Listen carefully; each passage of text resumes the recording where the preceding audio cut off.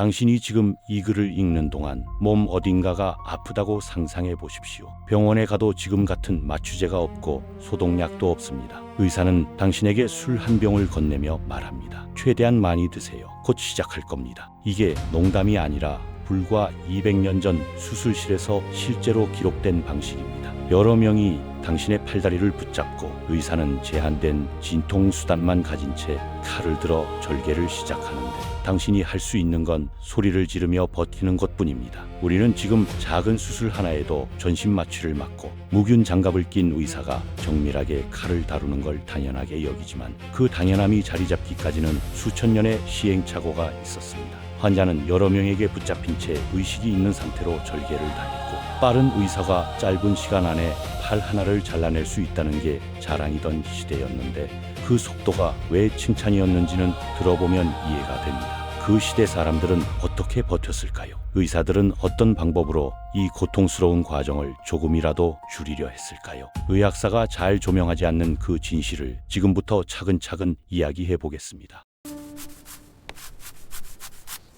수술의 역사를 이해하려면 먼저 두 가지 공포가 따로 존재했다는 사실부터 알아야 합니다. 하나는 수술 도중의 통증이고 다른 하나는 수술 이후의 감염인데 이 두 가지가 서로 다른 메커니즘으로 환자를 위협했습니다. 이 두 가지가 합쳐지면서 수술은 단순한 치료 행위가 아니라 살아서 나올 수도 있고 죽어서 나올 수도 있는 도박에 가까웠습니다. 어떤 역사학자들은 이를 치료받으러 들어가는 게 아니라 죽을 각오를 하고 들어가는 것이라고 표현했는데 그게 과장이 아니었습니다. 현대적 마취가 없다는 건 단순히 조금 아프다는 뜻이 아닙니다. 배를 가르고 뼈를 톱으로 자르고 혈관을 묶는 모든 과정을 완전한 의식 상태로 경험한다는 뜻입니다. 지금 손가락 하나를 베었을 때의 그 통증을 온몸으로 몇십 배 확대해서 느낀다고 생각하면 됩니다. 수술 도중 쇼크 상태에 빠지거나 고통을 이기지 못해 발버둥치다 추가 부상을 입는 경우도 기록에 남아 있습니다. 그래서 수술 속도는 당시 외과 의사의 가장 중요한 능력이었는데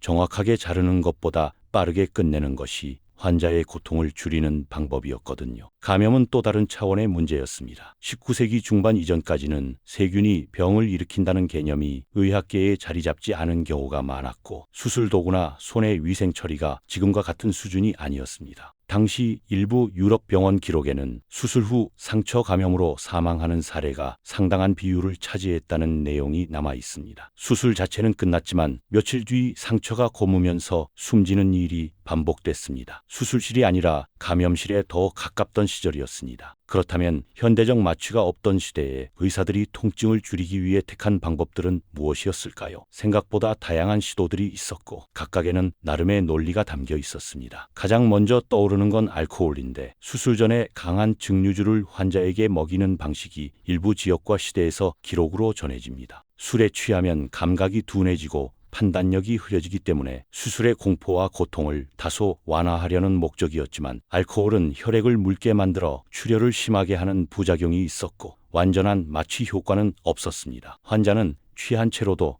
여전히 모든 것을 느끼며 수술을 받아야 했습니다. 아편 계열의 성분도 오래전부터 통증 완화에 활용된 사례가 있습니다. 양귀비에서 추출한 물질이 통증과 불안을 낮춘다는 사실은 고대 이집트, 그리스, 페르시아 문명권에서도 알려져 있었는데 수술 전 이런 성분을 음료에 타거나 흡입하게 하는 방식이 쓰인 기록이 남아 있습니다. 물론 용량 조절이 정확하지 않았기 때문에 너무 많이 쓰면 오히려 환자가 위험한 상태에 빠지는 경우도 있었습니다. 살리려고 준 약이 오히려 환자를 위험에 빠뜨리는 아이러니가 생긴 겁니다. 동아시아에서는 약초를 혼합한 탕약을 쓰는 방식이 전해집니다. 중국 의학 기록에는 특정 약초 혼합물이 통증을 줄이는 데 쓰였다는 내용이 있는데 당시 의학자들이 식물의 양리적 성분을 경험적으로 파악하고 응용하려 했다는 건 분명합니다. 현대적 마취와 같은 수준은 아니었지만 나름의 체계를 갖춘 접근이었습니다. 지식이 없어서 아무것도 안 한 게 아니라 아는 것을 총동원했던 겁니다. 그리고 그 경험의 축적이 훗날 양리학 발전의 기반 중 하나가 됩니다. 물리적 방법도 기록에 등장합니다. 환자가 움직이지 못하도록 묶거나 여러 명이 제압하는 방식은 다양한 시대의 수술 기록에서 확인됩니다. 경동맥 압박으로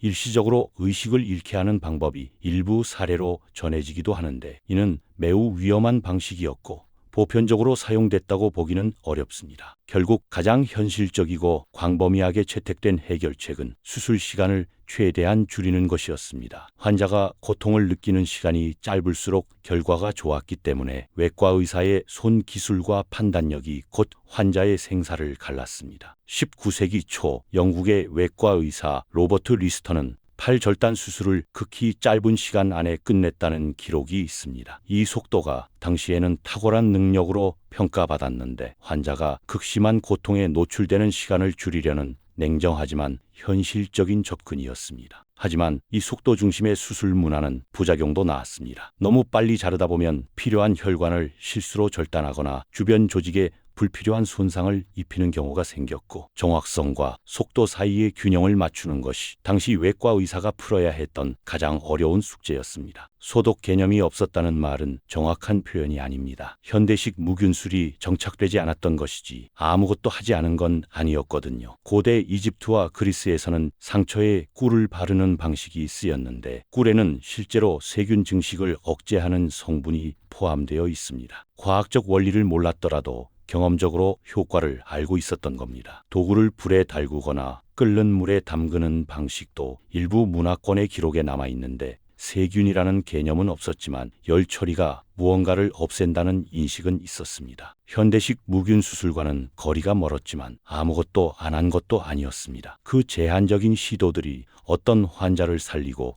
어떤 환자를 잃었는지를 갈랐을 가능성이 높고, 그래서 더욱 의미가 있습니다. 그렇다면 당시 의사들은 어떤 수술을 할 수 있었을까요? 전근대 의학에서 가능했던 수술 범위는 생각보다 다양했지만 지금 기준으로는 굉장히 제한적이었습니다. 가장 흔한 것은 골절 교정이었는데, 뼈가 부러진 부위를 맞추고 고정하는 것은 고대부터 꾸준히 이루어진 처치였습니다. 상처 봉합 역시 마찬가지입니다. 실과 바늘로 상처를 꿰매는 기술은 놀랍도록 오랜 역사를 가지고 있습니다. 농양절개는 당시 외과에서 꽤 자주 시행됐는데, 감염 부위에 고름이 차면 절개에 배출해야 추가 합병증을 막을 수 있었고 빠르게 진행할 수 있어 다른 수술보다는 비교적 많이 시행됐습니다. 눈 수술은 현대인 입장에서 특히 놀랍습니다. 눈의 수정체가 혼탁해져 시력을 잃는 백내장을 고대 인도와 이슬람 세계에서는 바늘로 수정체를 밀어 시야를 회복시키는 술기가 존재했다는 기록이 있습니다.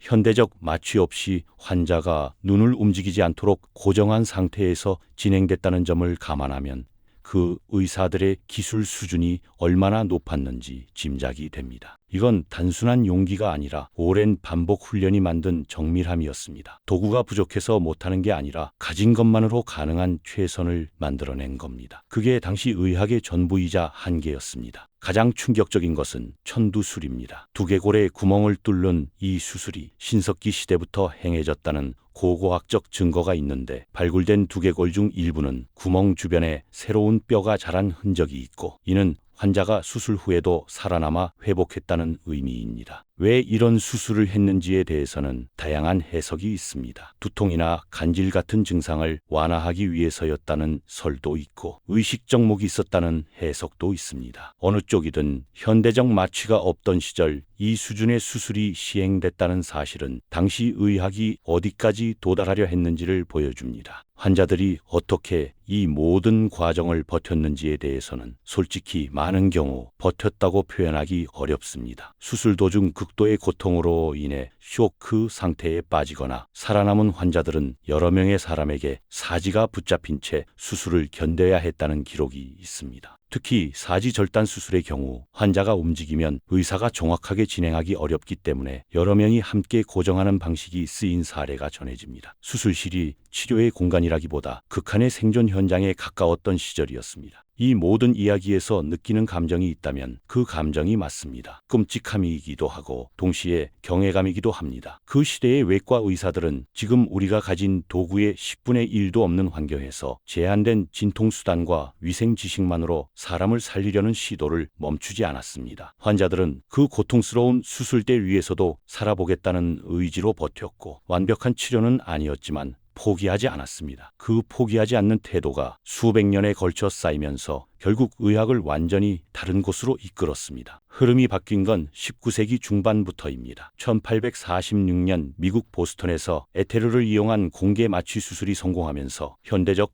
전신 마취의 시대가 열렸습니다. 몇 년 뒤 영국의 외과 의사 조지프 리스터가 석탄산을 이용한 무균 수술 기법을 도입했고 수술 후 사망률은 극적으로 낮아졌습니다. 마취와 무균술이라는 두 가지 혁명이 맞물리면서 수술은 완전히 다른 차원으로 도약했습니다. 살아남는 게 기적처럼 느껴지던 환경이 이제는 생존이 당연해지는 환경으로 완전히 전환된 겁니다. 현대적 마취와 무균술이 등장하기 전까지 수술은 의사와 환자 모두에게 극한의 경험이었습니다. 의사는 빠르게 자르고 묶고 봉합하는 것 외에 할 수 있는 것이 거의 없었고 환자는 제한된 진통수단만으로 그 과정을 버텨야 했습니다. 수술은 치료의 기술이기보다 살아남을 수 있는가를 묻는 시험에 가까웠습니다. 통증과 감염을 줄이려 했던 수천 년의 시도와 실패가 쌓여서 지금 우리가 안전하게 수술받을 수 있는 토대가 됐습니다. 우리가 당연하게 받아들이는 마취 주사 한 방, 수술 전 소독된 장갑 한 켤레, 그게 인류가